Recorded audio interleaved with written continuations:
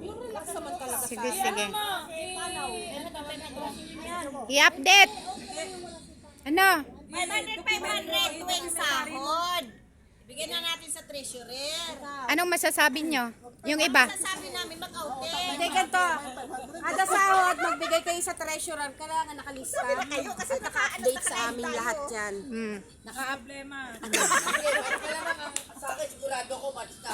Bigyan ka ng mic? Just in case na wala kayong pera, hindi na ipon na.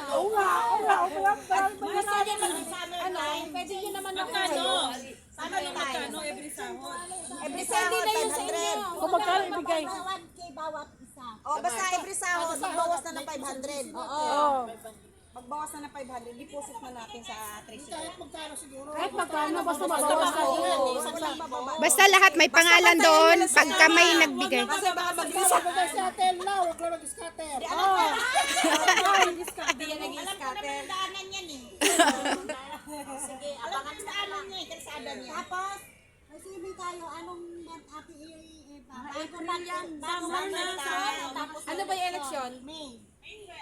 Tapos sa election. Tayo kasi yun, after na.